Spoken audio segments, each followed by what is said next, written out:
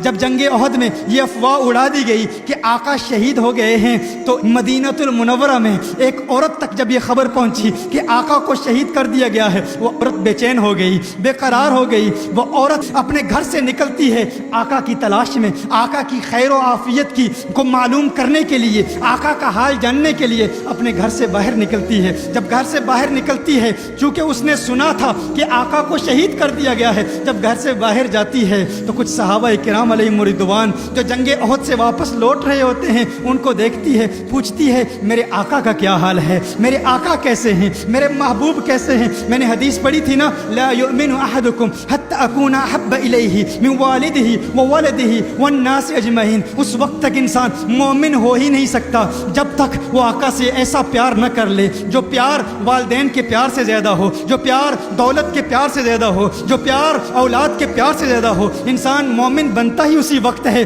جب انسان آقا سے پوری کائنات سے زیادہ پیار کرے، ہر ایک سے زیادہ پیار کرے۔ یہی پیار کا تقاضا ہے۔ مصعب بن عمیر نے اپنے ماں باپ کو چھوڑا تھا، یہاں یہ ایک عورت آقا کے پیار میں، آقا کی تلاش میں بے قرار ہو کر مدینہ المنورہ سے احد کے مقام کی طرف جا رہی ہے، صحابہ سے ملاقات کرتی ہے۔ صحابہ کہتے ہیں ہے صحابیہ کیا تو جانتی ہے تیرے خامند کو شہید کر دیا گیا ہے، تیرا خامند شہید ہو چکا ہے، تیرے خامند کو قتل کر دیا گیا ہے۔ اس عورت نے کہا ارے میں نے خامند کے متعلق نہیں پوچھا، میں نے اپنے محبوب کے متعلق پوچھا ہے، بتاؤ میرے محبوب کا کیا حال ہے۔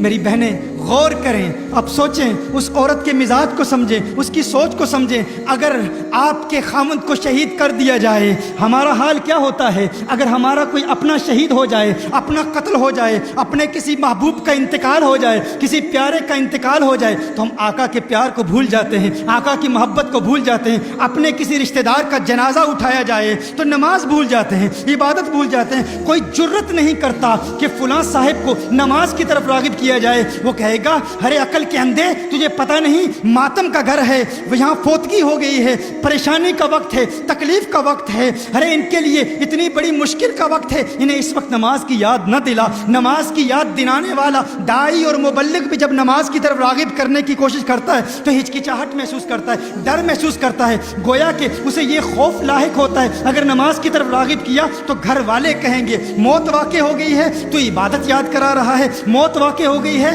تو تدفین کے احکام سکھا رہا ہے، موت واقع ہو گئی ہے تو کفن کے احکام سکھا رہا ہے۔ ہر ایک ڈرتا ہے کیونکہ ہم نے ماحول ہی ایسا بنا لیا ہے نا، ہم نے ماحول ہی ایسا کریٹ کر لیا ہے۔ لیکن اگر ہمارا کوئی عزیز اقارب رشتہ دار اس دنیا سے چلا جائے ہم دین کو بھول جاتے ہیں، آقا کے پیار کو بھول جاتے ہیں، آقا کی محبت کو بھول جاتے ہیں۔ اور وہاں وہ عورت جو آقا سے پیار کرتی ہے، آقا سے محبت کرتی ہے، اسے بتانے والے نے بتایا تیرے خامند کو شہید کر دیا گیا ہے، تو خامند کے متعلق نہیں پوچھتی؟ اس نے کہا نہیں نہیں مجھے میرے محبوب کے متعلق بتاؤ۔ نہیں کہا کہ اس کے کفن کا انتظام، اس کے دفن کا انتظام، نہیں خامند کی یاد ستا رہی ہے، نہ ہی خامند کی محبت ستا رہی ہے، وہ جاننا چاہتی ہے میرے آقا کا کیا حال ہے، میرے آقا کیسے ہیں۔ ایک اور صحابی آتے ہیں، وہ صحابی کہتے ہیں تجھے پتہ نہیں تیرے بھائی کو شہید کر دیا گیا ہے، تیرے بھائی کو قتل کر دیا گیا ہے۔ اس نے کہا نہیں نہیں مجھے بتاؤ میرا محبوب کیسا ہے، مجھے بتاؤ میرے آقا کیسے ہیں۔ کسی نے کہا ارے تجھے پتہ ہے جنگ احد میں تیرے باپ کو شہید کر دیا گیا ہے۔ اس نے کہا نہیں نہیں بتاؤ میرے آقا کیسے ہیں، بتاؤ میرے محبوب کیسے ہیں۔